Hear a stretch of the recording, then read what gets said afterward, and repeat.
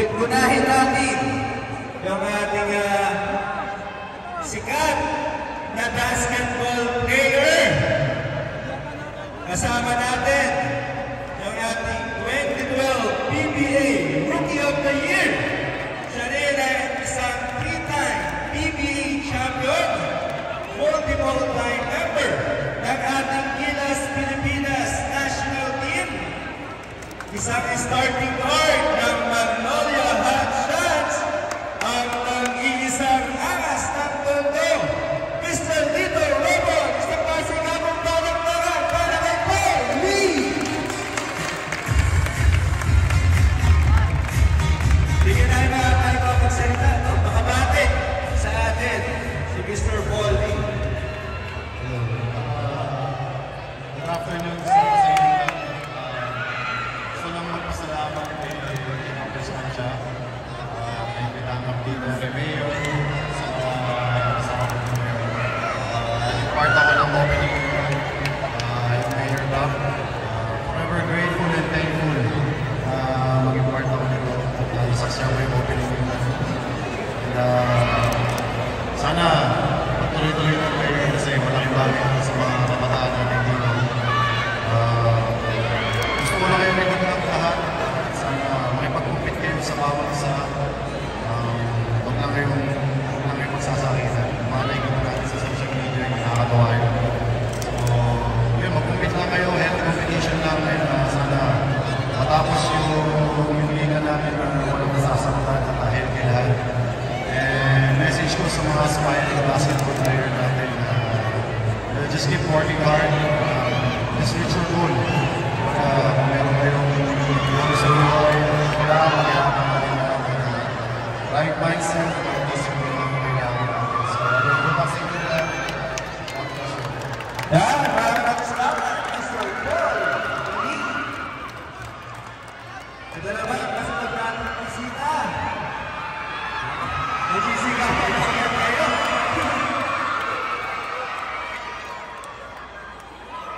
Kilalang ito dahil ito yung nagparuso ng malalaking clip sa mga basketballista dito sa Pilipinas.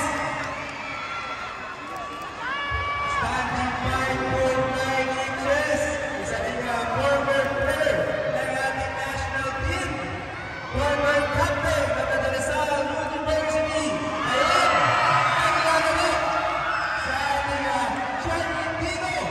Alam ba natin ang ating team captain, ang champion bayan, Sean Ami Maranya.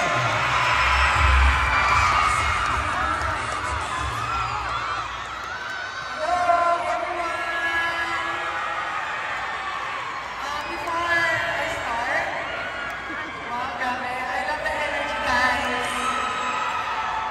Thank you, Mayor, sa ating mga barangay, sa ating mga konsehal, at sa ating mga SK. Hello po dyan sa taas.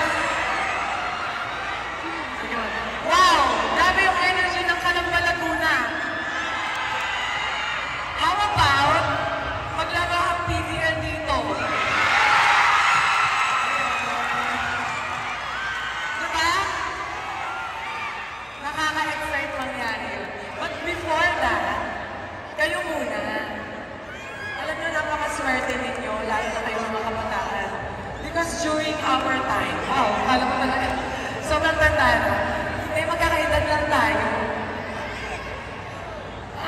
Wala kami ganitong klase ng mga programa, I love you too, kung saan ang sports ay nagiging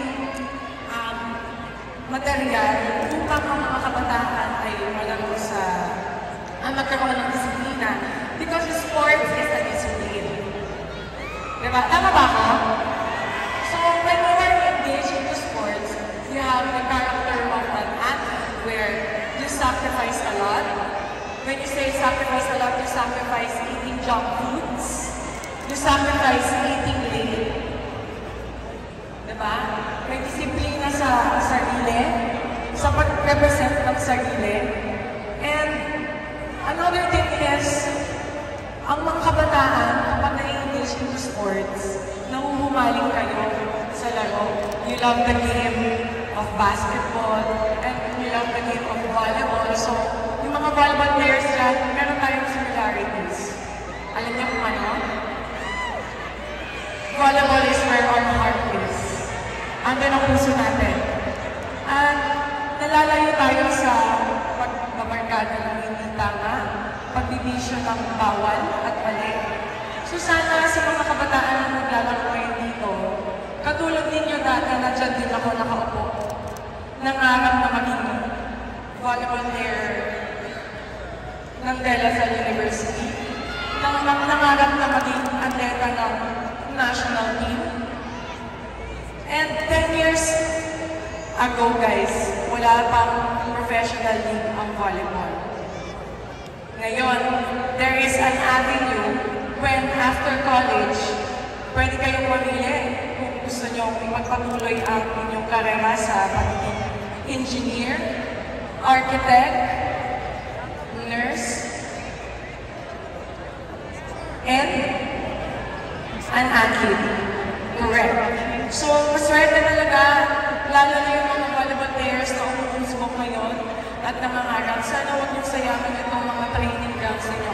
Because sa basketball, matagal na talagang matatag ang PBA. So, nagpapasalamat din talaga ako sa lahat ng mga magulang na sumusuporta sa mga anak nila na ma-engage in sports. Because ako po ay hindi lumaki ng gano'n, yung parang sinusuportahan ng magulang nung nagsistart pa lang. Pero eventually, nung nakita na natin ko na, wow, meron palang future ang volleyball para sa anak ko. So, sana maging inspiration yung short na story ko ngayon sa inyo. And, sino po dito ang nakakakilala kay Chang pag naglalaro sa volleyball?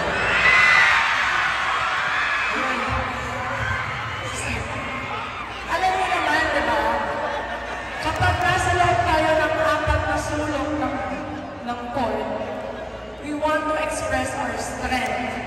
We want to express to our opponent that this is me. You cannot intimidate me. So yung style of playing ni Chang is more like of a beast mode. It's more like, gusto ko, ang iportray ko pag naglalaro ko, hindi mo makikita sa akin na kaya mo akong patiklipin. Gusto ko makikita mo sa akin, mata sa mata, na kaya kita. So may tapang, may angst, may swag. But that doesn't mean na kailangan umabot sa point na kakaawayin mo yung kalaban mo. No. Yung mga swag po na yan na nakikita ninyo sa bawat lago namin, it's just part of the game. Because that's where we draw strength. Napuboost yung moral ng mga kasama namin. And alam niyo yung feeling na every point, ang satisfying, di ba? Meron dyan sumisigaw. Tapos akin naman gano'n. Yes! Nag-enjoy. So, dapat nag-enjoy. May angas, pero hindi maangas sa labas ng point na makakababanin, kakawain. Dapat itong interval ng kayo nito ay maging material upang ang bawat barangay sa Luzon ng Calamba, Laguna ay magkabong-ibugloy, maging isa. Okay, so gamitin niyo itong instrumento para magkaroon kayo ng madaming kaibigan sa different barangays. Okay, so ang swag mo ay nasa loob lang ng court. Wala sa labas. Dapat magkakaibigan tayo at magiging tayo maging magkapwa